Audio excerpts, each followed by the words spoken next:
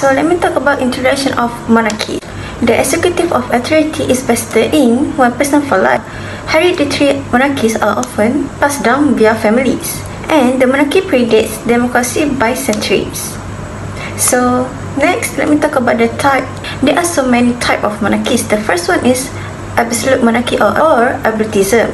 State that a king who governed by divine right had the last say in how a state was conducted.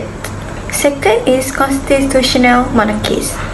It's often be called as limited monarchies and have a written or implied of constitution in a parliament. Third is commonwealth real.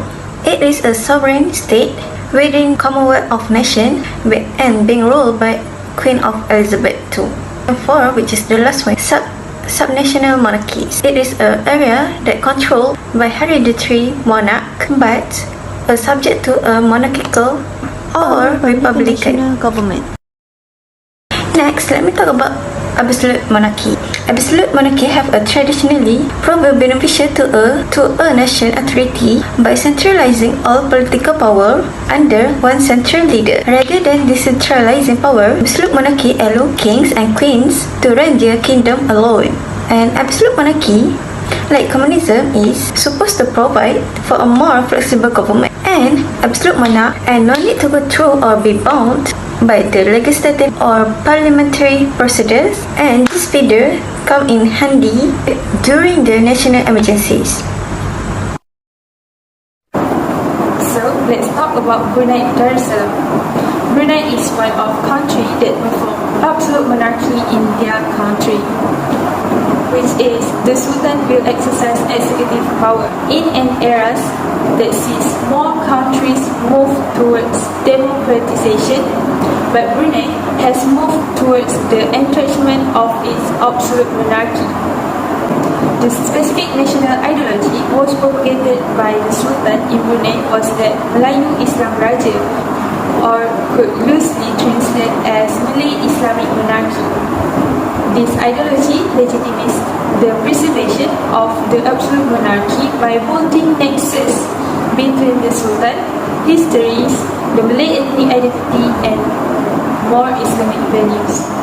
For this inception, after independence in 1984, MIB was marked by the Sultan and his government as the path that will ensure Brunei's future. Their head of state is Sultan Hassan al-Bolkiah. Sultan Hassan al-Bolkiah became the Sultan of Brunei Darussalam on 5 October 1967 after his father abdicated. His coronation was held on 1 August 1968 and made him as a Yang di-Pertuan Agong or head of state of Brunei. In Brunei's 1959 constitution, the Sultan is the head of state with full authority, including emergency powers, since 1962.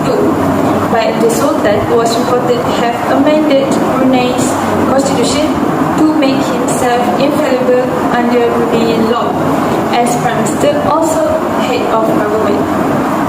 Sultan Hassan al-Bolkiah also was the first Sultan that to be able to run his own government, choose his own cabinet, and govern the nation without intervention of his father.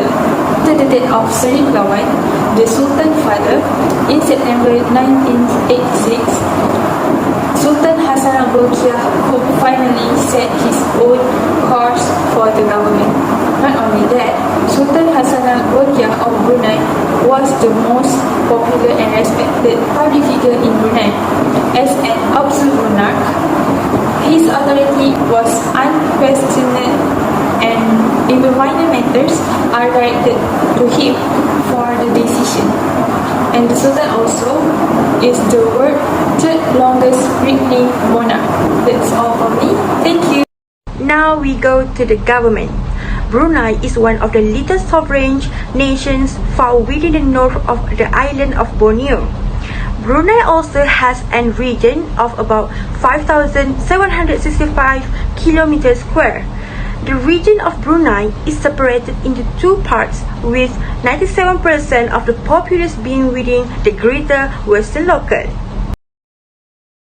Let's see in early pre-Islamic Brunei history. Brunei got to be one of the ports called and exchange centers of China, Arabic and India within the 6th century. Amid the rule of the Ling dynasty, there was an area called Poli, which was around 60 days separated and covered 136 locales. Since the rule of the Tang dynasty was run, so the name of Poli was changed to the Polo. Around 669 century AD, Huan Wang from Siam with King Polo sent an emissaries to China.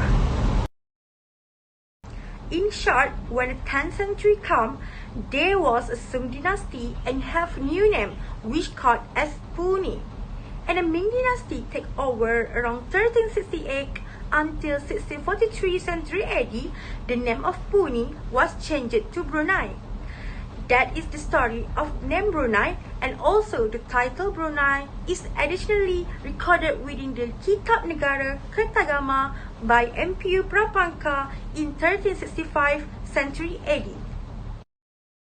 Now we go to the development of Islam in Brunei. In 1363 century AD, Raja Puni Mahmud Shah, or better known as Muhammad Shah, led the first Islamic rule in Brunei. Sultan Muhammad Shah was ruled Brunei until 1402 century AD.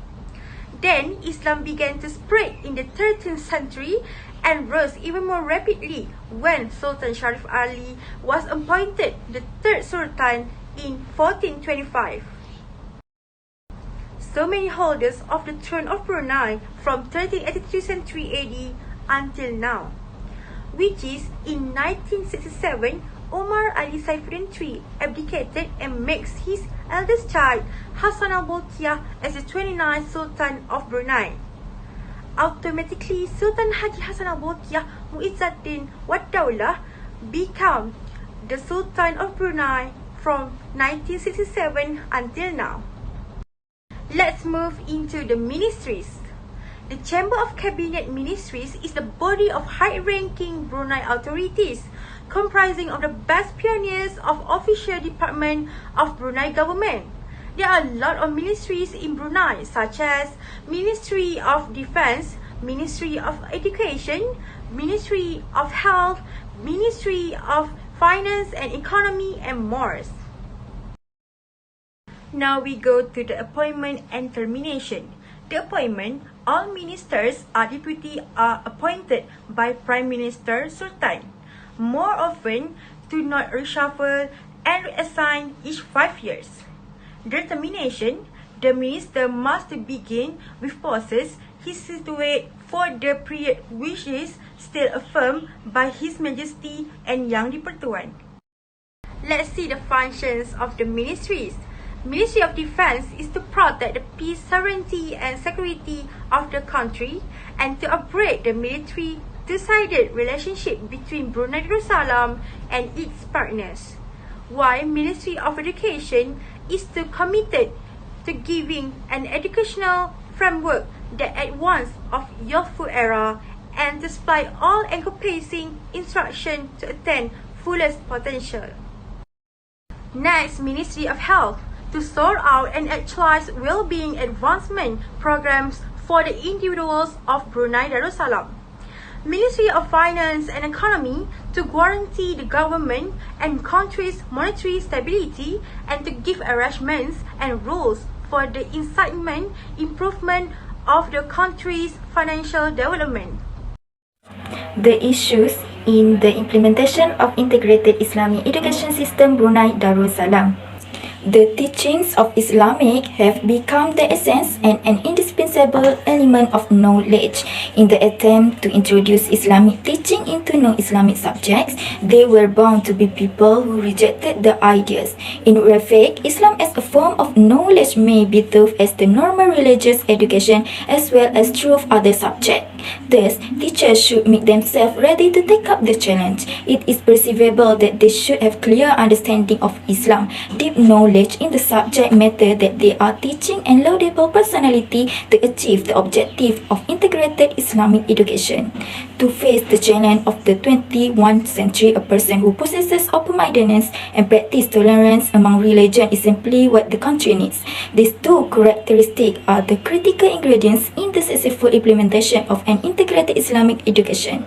For students to learn and enhance their knowledge, there is a need to learn from teachers who can inspire students toward holistic achievements.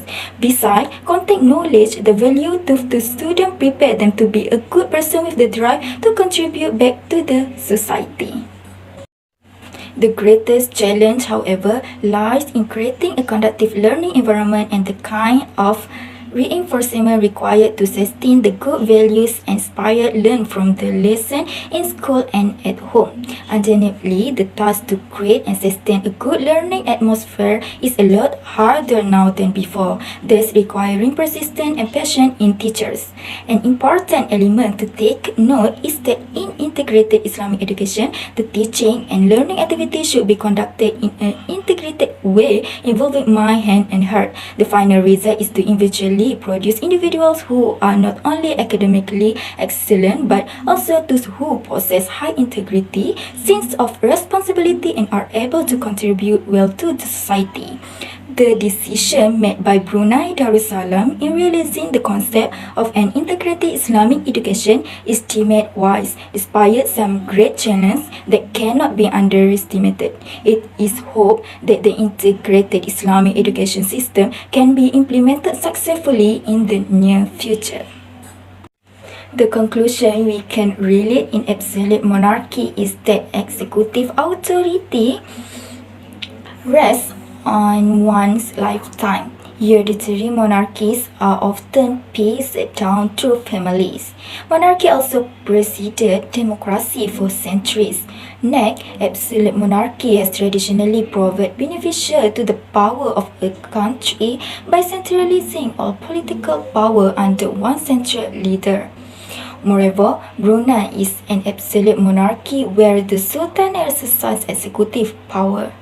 There are no elected representatives at the national level. In addition, the government has no election in Brunei Darussalam. Finally, Brunei Darussalam has adopted an education system that is the integrated Islamic education system after taking into account many aspects.